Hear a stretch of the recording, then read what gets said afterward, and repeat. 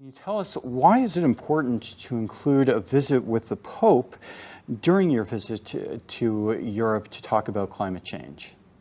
Well, the Pope is one of the great voices of reason and compelling moral authority on the subject of the climate crisis. He's been ahead of the curve. He's been a leader. His encyclical Laudato Si is really a very, very powerful document, eloquent and morally very persuasive. And I think that his voice will be a very important voice leading up to and through the Glasgow conference. These have one mind, and shall give their power and strength unto the beast. And I saw one of his heads, as it were wounded to death, and his deadly wound was healed, and all the world wondered after the beast. And there shall be signs in the sun, and in the moon, and in the stars, and upon the earth, distress of nations with perplexity, the sea and the waves roaring, men's hearts failing them for fear, and for looking after those things which are coming on the earth, for the powers of heaven shall be shaken. All these are the beginning of sorrows. Fight the climate crisis. We must have ambition. Not just from one country or one industry or one person. It must come from all of us. And the time is now. The time is now. The time is now. We simply cannot afford to wait any longer. We are working together with the people and communities that are daring to build a better future. This is ambition from the ground. Join us. Join us. Join us. Join us to act on climate.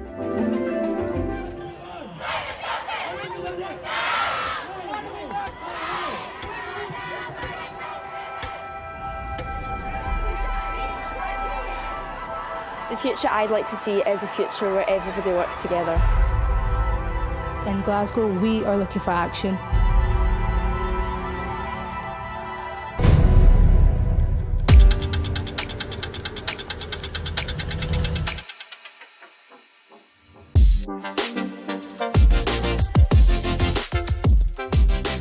We have been presented with two options, and we need to choose.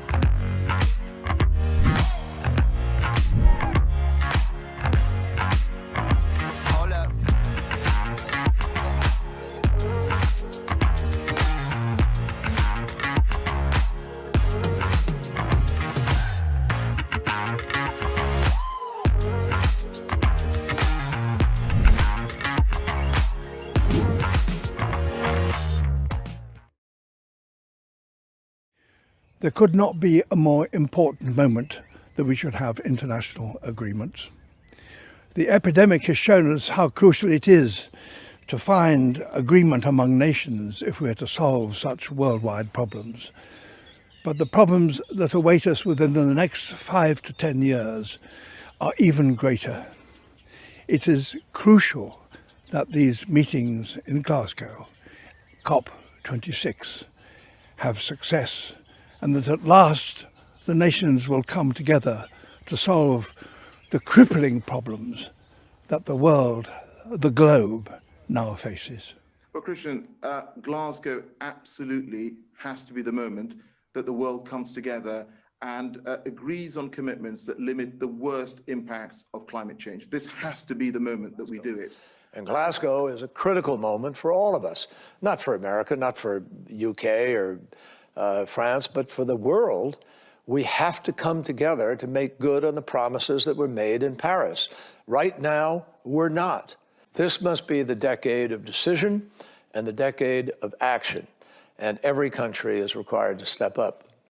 This will be the decade in which we either rise up and tackle climate change together, or else we sink together into the mire. And this year at COP26 will be the moment at which the world chooses which of those two fates awaits us. The stakes but while they are too high for COP26 to become some kind of last-minute dash to the line. If we do the hard miles now, I hope that in November we can meet in person in Glasgow to hammer out the final details of what must be an era-defining outcome for our planet and for future generations.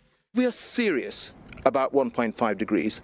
Glasgow must be the COP that consigns coal power to history, the COP that signals the end of polluting vehicles, the COP that tackles methane emissions, and that calls time on deforestation by making sustainable production pay. This is the moment.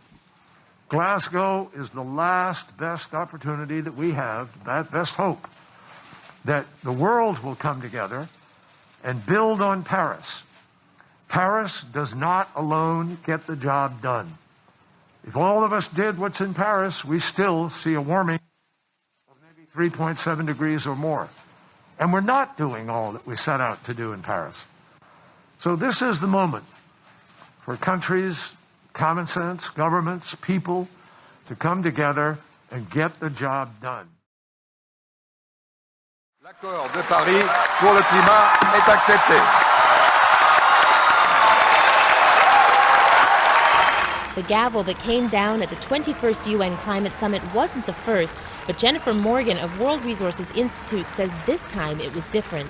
For the first time, countries have unified together, developed and developing countries, in a turning point, I think, that can really make a difference in the climate crisis. In 2015, the world came together in Paris to make a promise for a better, greener, and more inclusive future. Nearly 200 countries set the world on a course towards sustainable development. COVID-19 has put a spotlight on nature's ability to bounce back, given the chance. The pandemic demonstrates how our actions affect nature and how effective the world can be when mobilized against a common crisis. We must seize this opportunity to recover better together. Let us celebrate the wins we have achieved, and let us be bold enough to create a better future for our planet and all those living on it.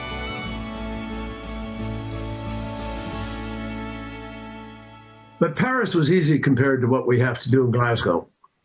Because in Paris, every nation wrote their own plan, basically according to what they were willing to do.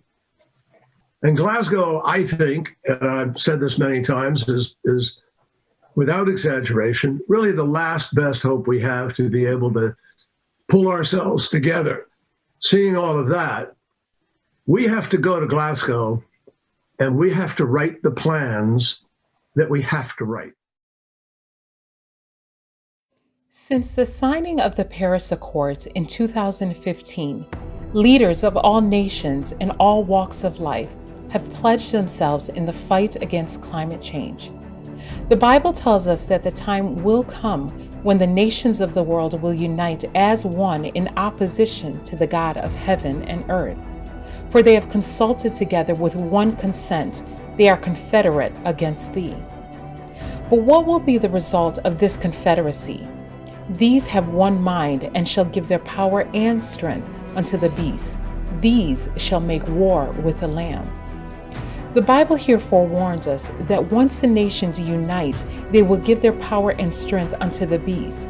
In uniting with the Pope of Rome, referred to as a beast of Revelation, the world will then lend their strength to the Roman Catholic power, thus healing her deadly wound and paving the way for her ascension to world dominance. Once the papacy regains her lost supremacy, how few are aware that they are plunging the world into the Roman horrors of the Dark Ages. J.A. Wiley said it best, the noon of the papacy was the midnight of the world. Esta pandemia nos ha demostrado qué ocurre cuando el mundo se para, hace una pausa, aunque sea de unos pocos meses, y el impacto que esto tiene en la naturaleza y el cambio climático de una manera tristemente positiva, ¿no? Es decir, hace daño.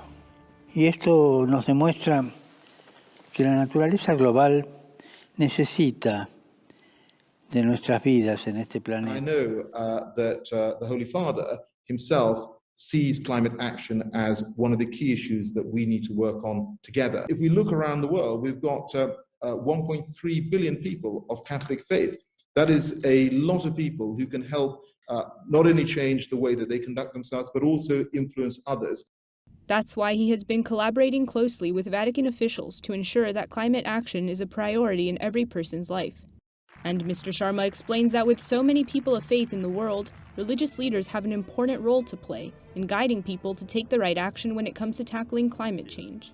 The contribution that we hope that religious leaders will make through the conference on the 4th of October and in the coming months will be to raise the ambitions of our political leaders and our statesmen and women to be able to grasp the nettle, to see the issues and to make courageous decisions.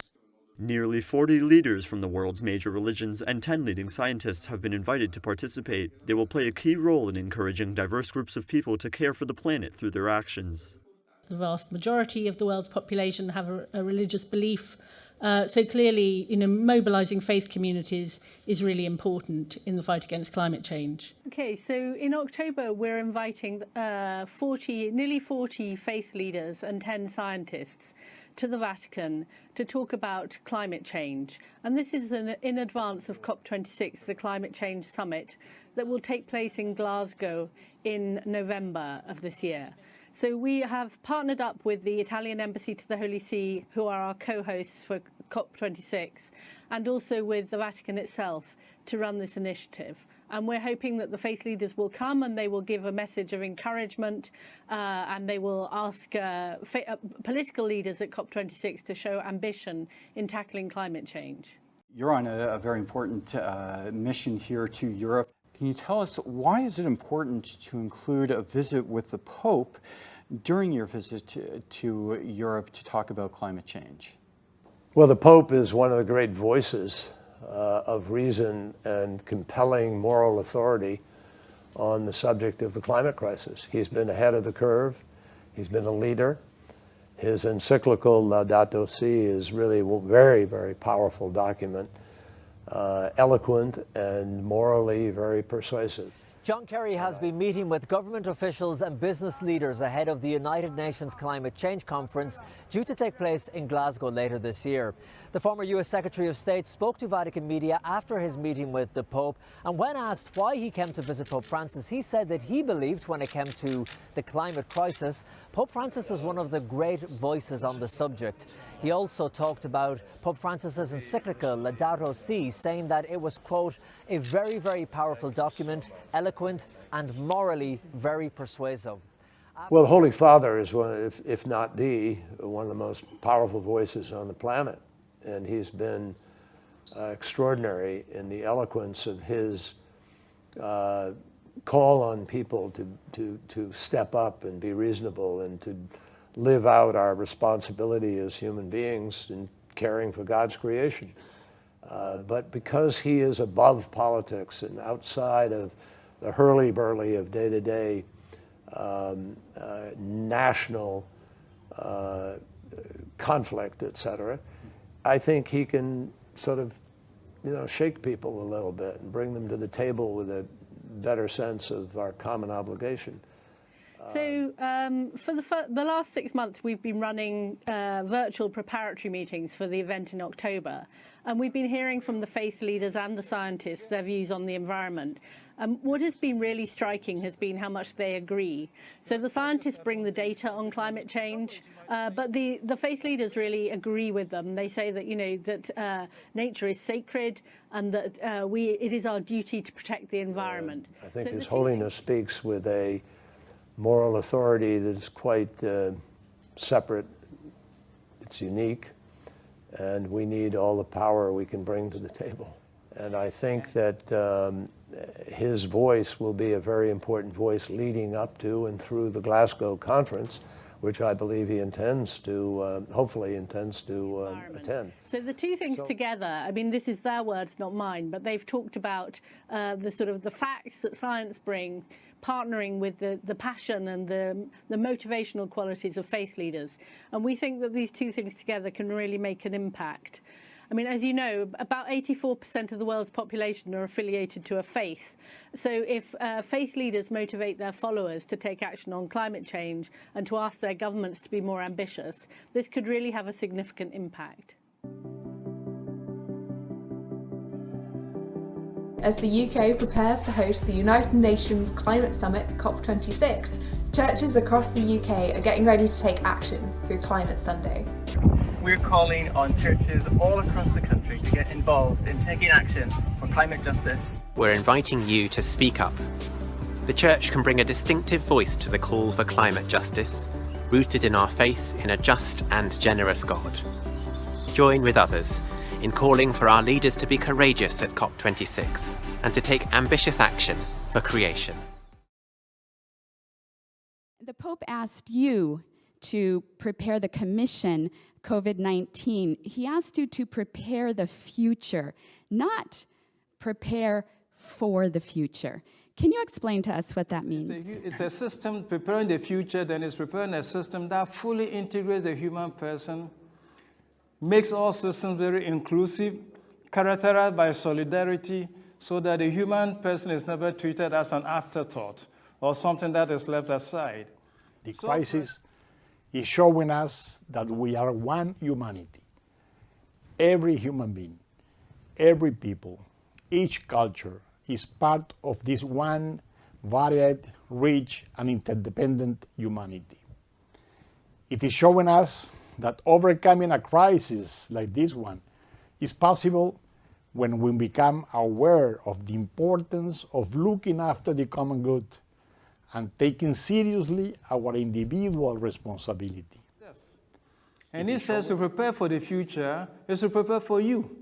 And so it is prepare for encounter, for dialogue, for people building, coming together to create a world system where the dignities of people are recognized, where everybody is inclusive because we're all interconnected, and where we fashion a culture of encounter to rehabilitate and establish the dignities and the worth of every person. That this is not also an accident. It's not an accident, the COVID-19. It's the fruit of a way of how human beings has understand and have made their own relationship. And it's a confirmation of our mission to collaborate, to contribute in the change of this world.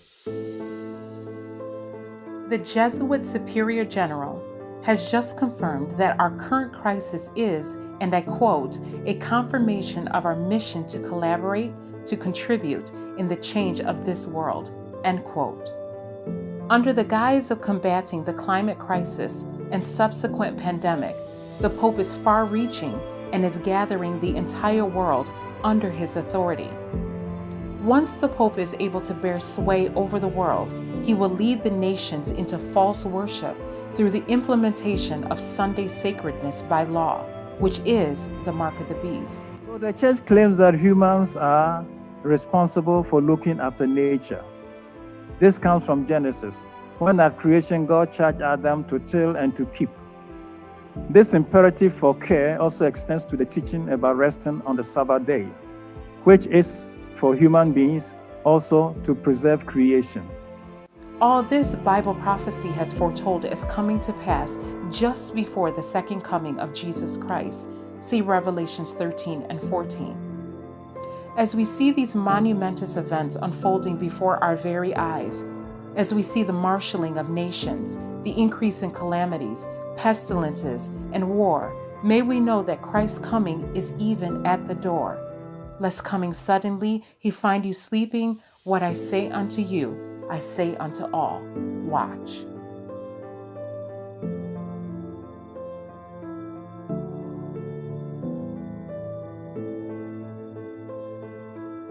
For more information on the topics discussed in this video, please visit our website at www.prophesy.again.org.